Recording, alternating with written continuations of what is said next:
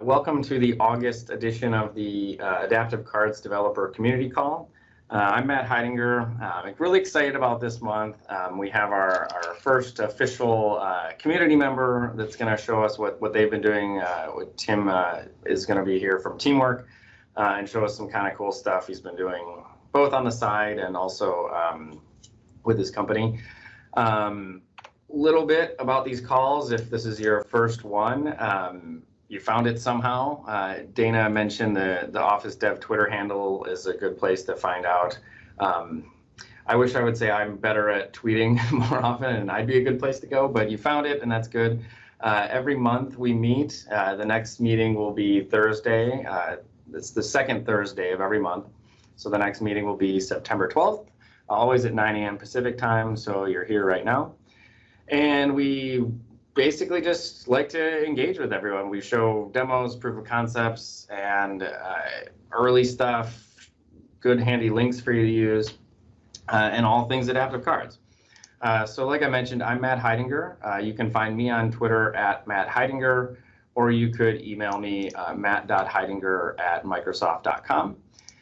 And like I mentioned, we have a special guest, Tim Cadenbach. I say he's actual German. My name's pretend German, so he'll introduce himself and probably say it better. But you can also find Tim Cadenbach on Twitter, and he works for Teamwork.com, who's been doing some cool stuff with adaptive cards, and he's been doing some even cooler stuff on his own. So I'm excited to show you guys what he's been working on. So the agenda today is relatively light, aside from giving Tim some time to show some cool stuff. So that said, I will. There's basically two links that I want to quickly run through.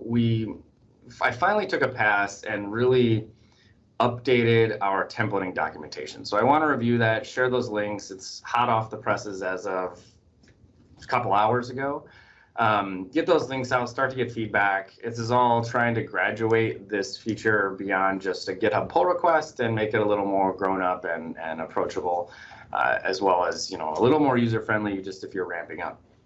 So I'm going to review some templating stuff. There's also this 1.3 portal, we call it. We're using a tool called Product Board to handle customer feedback and tracking things that you from the community ask and internal teams, etc. And they have this public portal that allows you to vote on features. So I'll show that. We've shared it once before, but it's a neat thing just for you to weigh in. You can comment anonymously. You can say how critical things are. So I'll quickly show that and just help drive the direction of where the product's going. And then lastly, I'll kick it over to Tim and he'll show us what he's been working on. So let's dive right in. So the templating stuff. So most of you are hopefully aware we have a website at adaptivecards.io.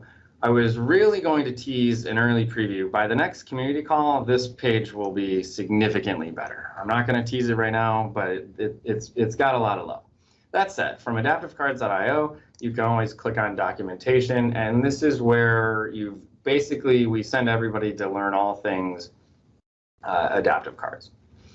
The part that's new, so getting started, authoring cards, rendering cards, the SDKs. The part that's new is this templating section. So templating preview, and if you click on there, we have an overview where it doesn't throw you right into the deep end. Those of you who've been on the community calls for a while, you're probably aware of templating, but if this is your first time hearing about it, we go for a little bit, warm you up into why does this make sense? How does it help?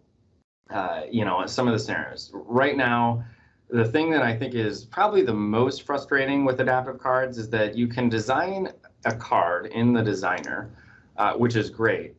But then when it comes time to populate this with real JSON, like I want to fill this at runtime, you're kind of on your own. You either have to build up a JSON string dynamically using whatever language you happen to use. You can invent your own kind of templating syntax. You can install our SDKs for .Net or JavaScript and create an object model. And that effectively looks like something like this. I'm trying to throw a graphic up here. But you start writing code. New objects, you do this, and that's all fine. Now you're writing a card with real data. But now it's one way. It's one way, one time. You can't really go back into the designer and edit this card anymore. So we really want to address that, and that's kind of what this first this first bullet is about. Just designing a card, populate with real data. Templating really helps with that. But there are some other things. It also makes transmission over the wire smaller. For example, if you're reusing the same template and just updating with new data, the adaptive card version may be large, and Teams actually has a current limit of 25 kilobytes for the activity payload. So if we can create a world where you're just sending the little bit of data and the card is updating on the client, you can actually transmit a lot more, you can transmit more frequently and have all that binding take place on the client. It also opens up a world where you can just create a great looking card from just data. I put in here that we think adaptive cards are great, and we do, but there could be a world where you just have a bunch of data. You want to know, hey, do you have an adaptive card for this? Great, just give me one and I'll send it to Teams or whatever. Adaptive cards can basically be created for you based on your data, and that's what the template service is all about. It also, this one's a little bit kind of wishy-washy, but the future may help us by separating the data from the content.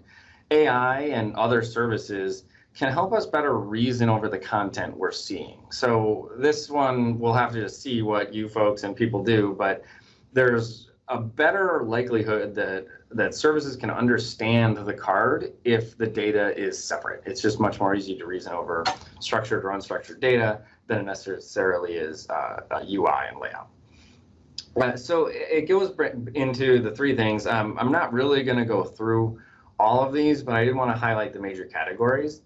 Just because it's helped us to get a little crisper on what is templating, what are the three components, and this is at least some links now you can review. Again, these links are live. If you go to adaptivecards.io, click on documentation, and then go to templating, you can follow along there.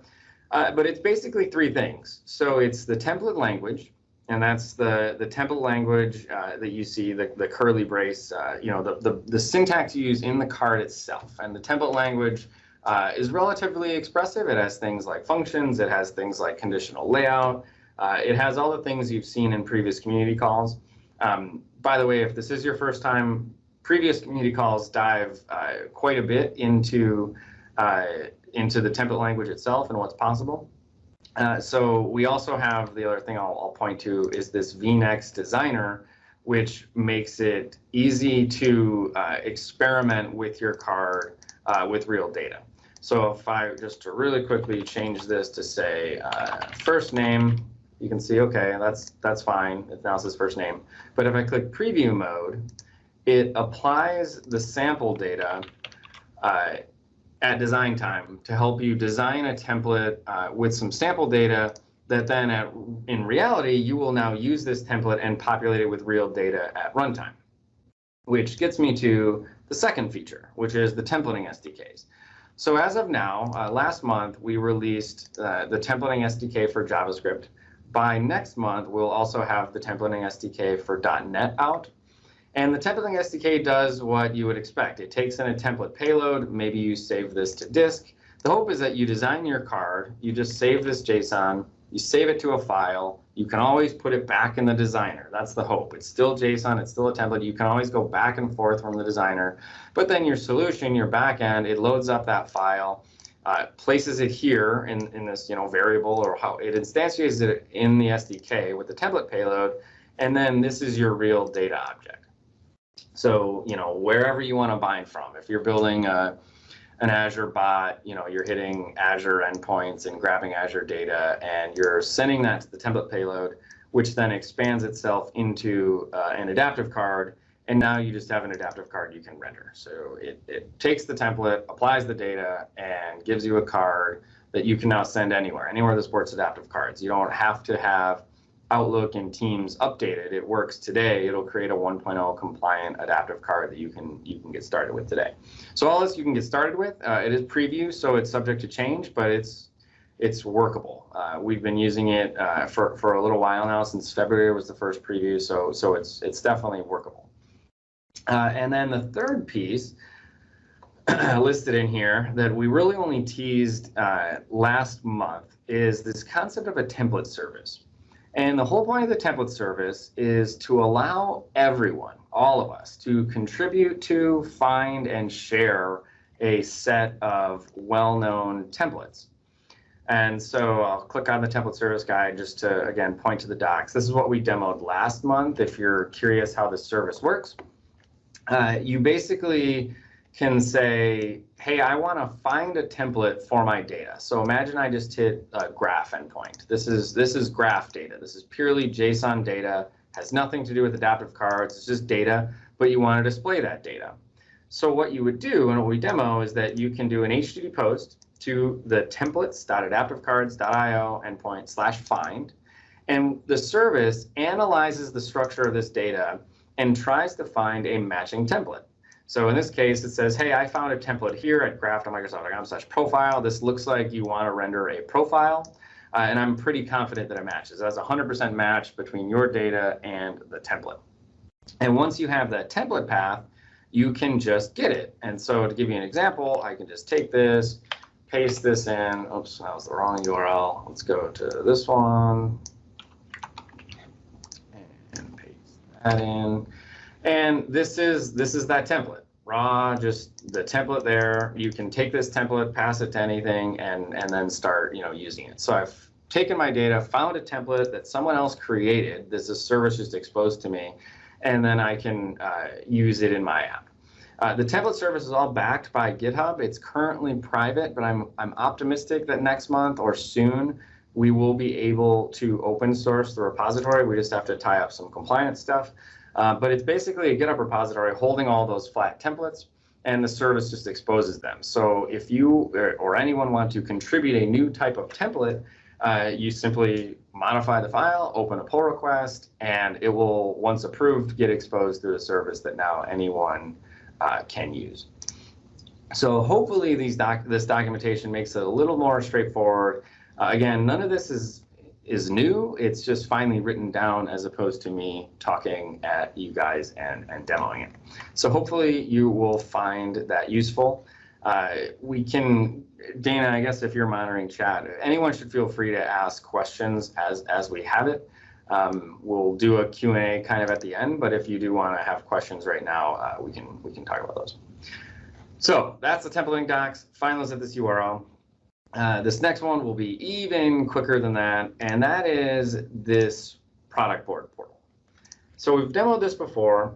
We'll have a better link to this, but what you're looking at is, to me, it's not unlike user voice. I don't know if that's how they would clarify it, but it's similar. It's similar to me. We're using it for a similar reason that someone might use user voice. These are a set of features. It's a little more curated, I guess, than user voice, which anyone can type in. This is effectively, categorized where things we're looking at in 1.3. So universal action model, themable icons and glyphs, some kind of responsive UI support. So, right now adaptive cards have no way to reflow if dimensions change, which obviously will become more and more important as templating gets finished out and you have template services. If you write a template, you need to be able to work across a variety of screen sizes. So we need to figure out a way to do that. Input, more semantic association on inputs, input validation, client-side stuff, dynamic search. You can see there's actually little vote tallies here where people are weighing in. So if you click on one of these, anyone can actually click on this and vote if it's nice to have, important, or critical. And that is the key part here. That helps us understand what is most useful for you, what is the stuff we should be prioritizing, investing in, and figuring out. So other things like UI improvements, and I will just, obviously, the typical caveat, we're not going to get to all of this in 1.3. Right now, we're still planning. So right now is the best time to start weighing in on things. But this is where you would go. This is the dashboard we're currently using to understand where should our investments be. So take advantage of this. You can leave comments. The actual nice thing too is, unlike user voice, which I believe, I could be wrong, I'm not super familiar with user voice, but I believe it's all public. You can actually leave private feedback to us that will get sent internally to the team. So if you're using this in business cases where you don't want to necessarily share publicly, why this is important or some criteria that maybe isn't covered, this is a great medium to do that. So those are the two things I wanted to draw attention to this month. With that, I think let's see if we can have Tim try taking over the screen here and show us what he's been working on. Absolutely, yeah. 1 second. It looks like my screen. It looks like your screen, yeah. Same documentation. Right now, yeah. So yeah, as Matt already said, my name is Tim Cadenbach. Matt probably needs some training in German names, but yeah, we'll get that. I'm the head of integrations for teamwork.com. We are working with adaptive cards for quite a few of the integrations we build, like Microsoft Teams, and we just recently did something for VS Code. And we are trying to do things a little bit better. And we were trying some sort of templating, data binding approach quite a while ago. Back then we were using Razor, and so the template engine is actually really good and really helped us with quite a few things. And yeah, we were trying to move things a bit forward and doing things a little bit easier for us. So all our cards were stored in a database for quite a while, and we don't really have our cards somewhere in the code, and all that was possible based on the templating engine. What I'm going to show you now is something, well, it's a really early preview version, so it's really early work in progress, but I actually thought we can take everything Matt just said with the template engine and that template repository and move things even a step further. So I thought we could have something like a big card repository where like a central place to manage cards, to like add new cards, change cards, to even share cards or card templates with other people. Like as soon as you take out the data from the card, it's just a template. It doesn't have any private data in it. It's really just the way the card looks like, but it doesn't have any confidential data in it. So you can easily share that with other people if you want to. And we actually took that approach and started to work on that card gallery. So this is just example cards I just added. The thing is, you could quickly see if you look at these cards in various host configs. For example, we just switched to Microsoft Teams Dark, so you can see, hey, this is how all the cards would look with a dark background. Or we can just in general is just an awesome feature that is kind of lacking on adaptive cards. This gallery view. I know you've been asking me to do it for a while, but this is super helpful in just viewing the different things. Yeah, and one thing we actually also added is like you can even add your own host configs. Well, this is just crazy. It's just to show what's possible. We have that host config editor, which the current designer doesn't have. So basically, you have the host config. You can go use that tree view approach, or you can simply edit the JSON code directly, and yeah, you can pretty much save that and reuse it for your cards. And as a quick intro for people that aren't familiar with host config, so when we render cards on every platform, we take the card as specified. We've all looked at adaptive card probably by now. The other piece of it that you might not be aware of is any app that's rendering cards like Teams or Outlook or Bot Framework or Cortana, they have what's called a host config, which is a separate JSON file describing their color theme, their margins and paddings, their spacings, their font size, their font family. It's basically the presentation. And with those two things, that's actually what outputs the native card. So the host config is what Tim's showing here is a separate JSON structure describing more of the presentation of the card. Yeah, so that's you pretty much need a host config when you want to host adaptive cards in your own product. Like we at Teamwork, we are thinking about adding support for adaptive cards in our products, and when you want to do that, you need to have your own host config to explain how a card looks in your own product, pretty much. Cool. Going forward, what we also added is little bit different adaptive card designer, so that it's using a similar approach like we've shown for the host config. It's a more developer-related approach, so you can just edit the card in that tree view approach, or simply just use the code. We added a few things to make things easier. We can just easily just duplicate that, or we can quickly insert a new text block, for example, just to make it a bit easier. But that's really just tailored towards developers, so it's not really the design approach we have on adaptivecards.io right now. Yeah, I like this. I've heard from various people that, we're trying to, the designer today is trying to kind of appease both audiences, the drag and drop design people that maybe don't even, it's humbling to watch people use the designer for the first time, especially if they're not familiar with JSON and just some of the things. And then you get the other side of it, the people who just want to work with JSON, they don't even want to see the designer. And I guess it's similar to even the XAML editor in Visual Studio, where you can switch between design and split view. So I think this is a key thing that that you've identified an area that could be improved in the designer itself. Yeah. Lost my So you can edit cards. You can save your cards. You can change them later, whatever. So this is pretty much just a central repository for all your card templates. To talk about templates in detail and what we can actually do with that, to give you some real world example where this can help you is, if we look at this card template, I don't have a sample data behind, so it's showing all the template placeholders right now. But this exact template, we actually use it on a dark background, so it looks a lot better when you choose the dark host config. But this is essentially exactly the template we are using in our Visual Studio Code extension. So when you look at this is just an adaptive card rendered here. On the left, it's just tasks in our project management. That's just a lot of sample data I'm using here. So essentially, this is just an adaptive card. And this card is currently using exactly this template. So what I can do now is I just do some weird things here, just change the card in any way. It doesn't really matter. Then so we change a few things around, like duplicate that image, for example, whatever.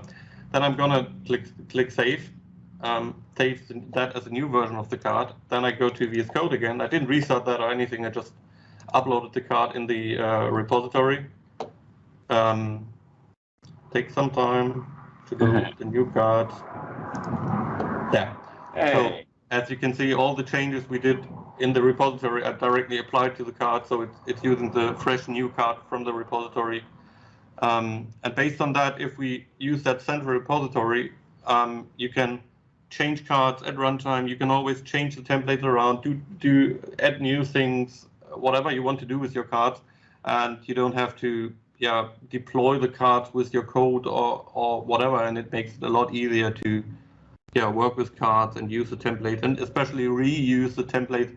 I could use well, if you go to the editor, you have that URL to the template here, and you can use that URL wherever you want. So you can reuse that template in a lot more products or whatever you want to do with it, pretty much. Real quick, Tim. So I demoed the VS Code extension at Build, so I'm familiar with it. But can you give us a real quick? Is this officially released in it will be. Well, it's online in the marketplace right now. Okay. We didn't officially share it in a blog post or whatever, but it is available already.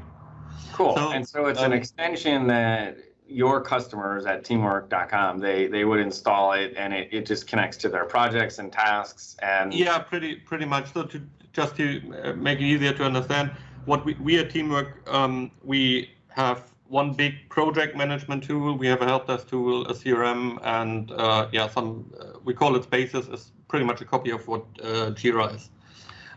For the project management tool, we have quite a few customers which are in the software development areas, and they are using VS Code, and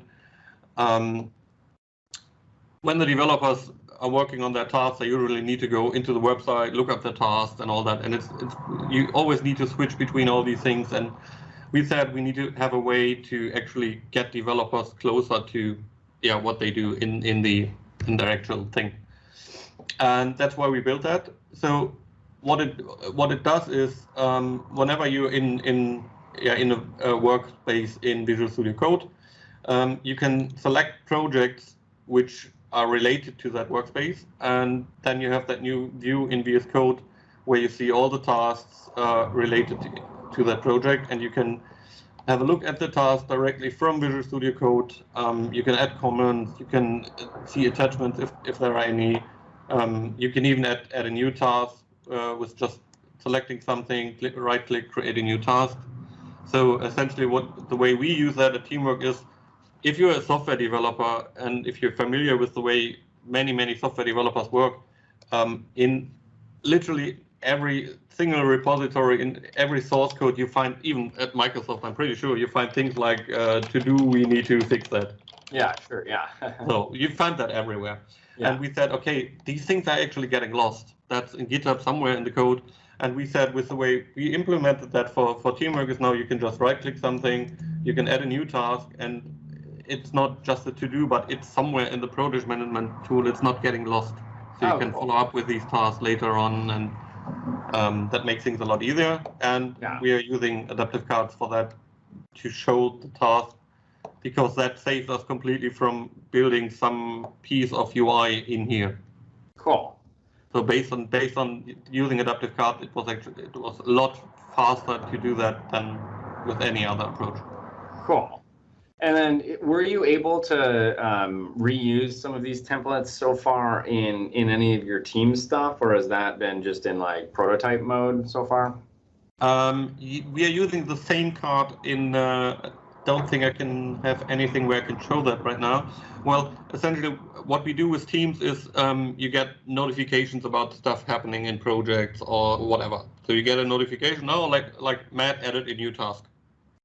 And you can click on details on that task. That brings up a small modal in Microsoft Teams, which is using exactly the same card. Ah, cool. That's awesome. I just don't have, didn't prepare that, don't have anything to show that right now. Yeah. But it's reusing exactly the same card in Microsoft Teams. So we're using the same card here and in Teams. Yeah, that's great.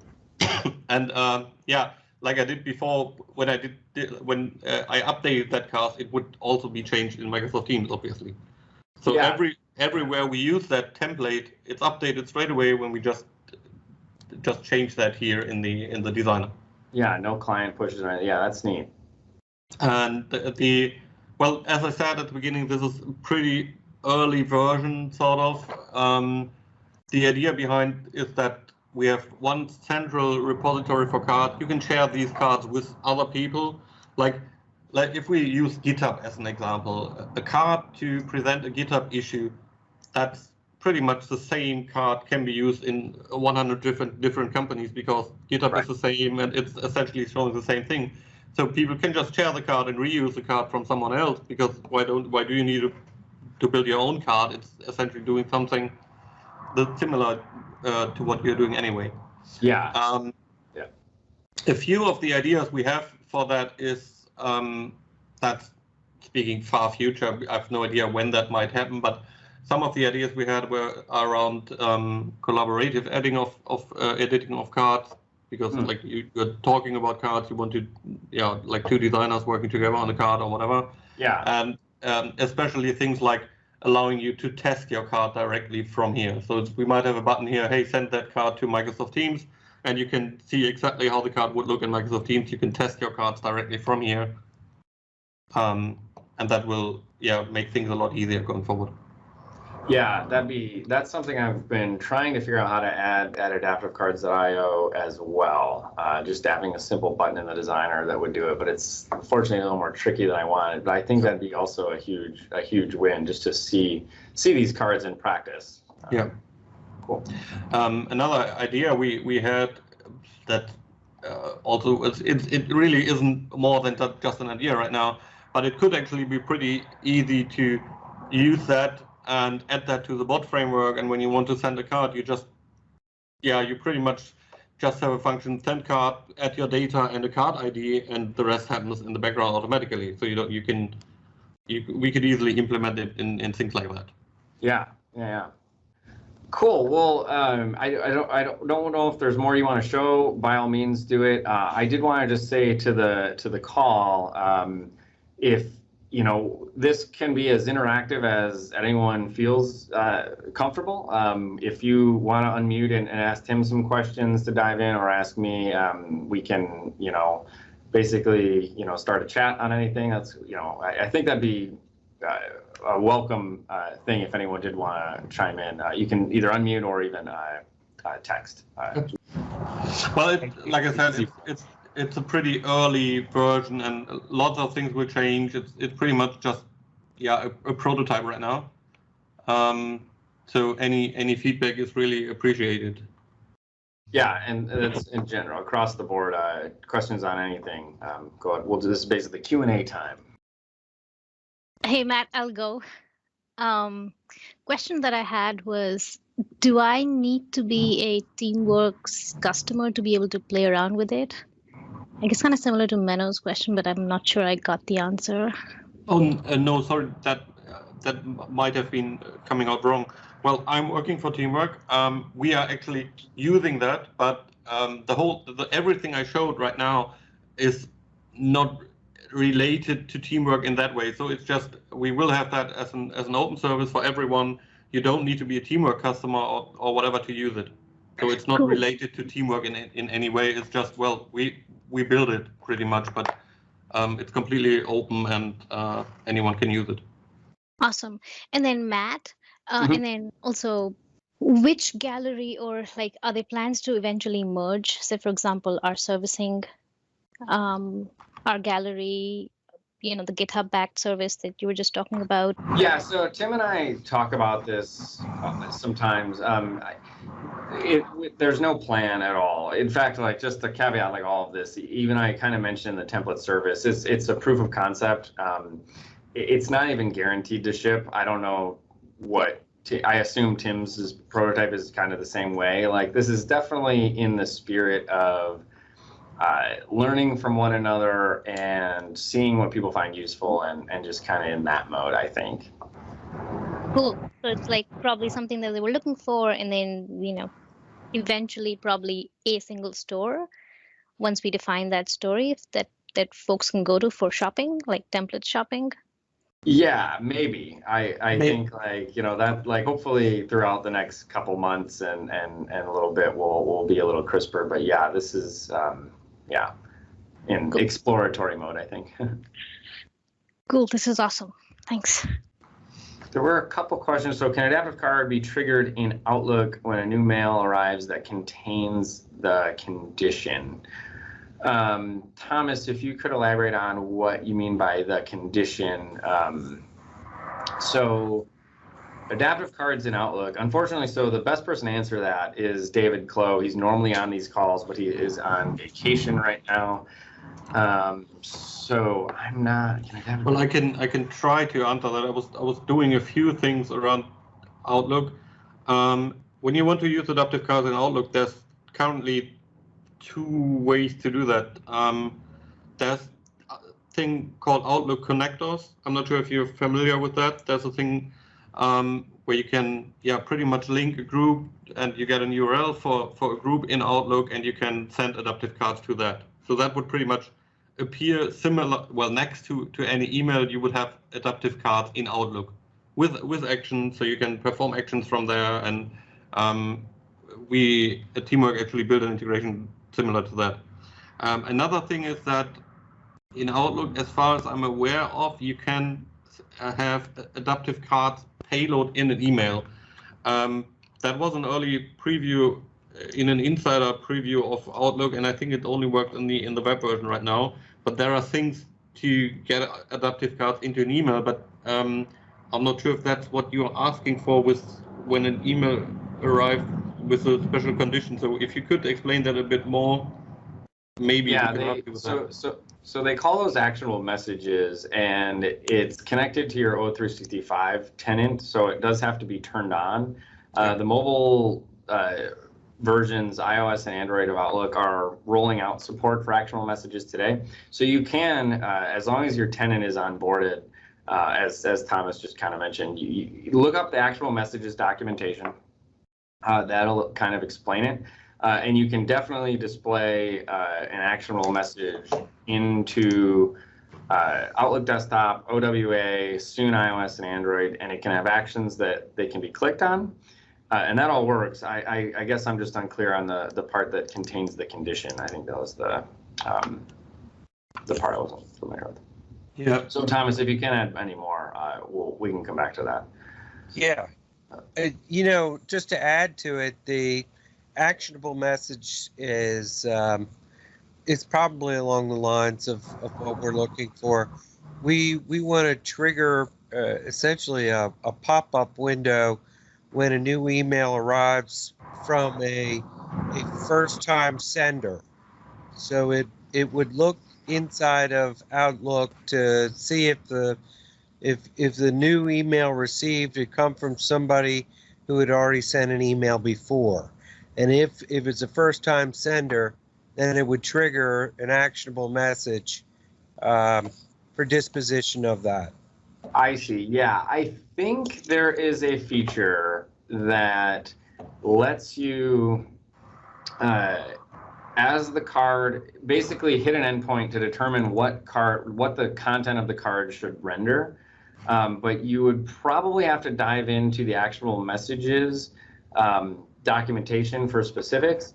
But I'm pretty sure that's possible, and I think the docs would go into that. Basically, as the email tries to render itself, the card hits an endpoint saying, "Hey, here's all that I know about this information," and then your service would have to know whether or not your condition would be on that service, and then that would return the card as expected in the state. So it could return nothing if you don't want it to show up, or it could return a card with an action if your condition is set.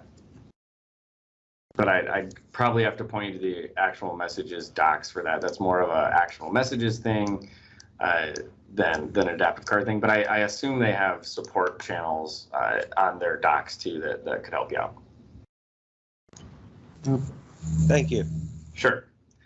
And then chat, so will a data set be able to refresh values and update the card render live without refreshing the render like stock ticker like?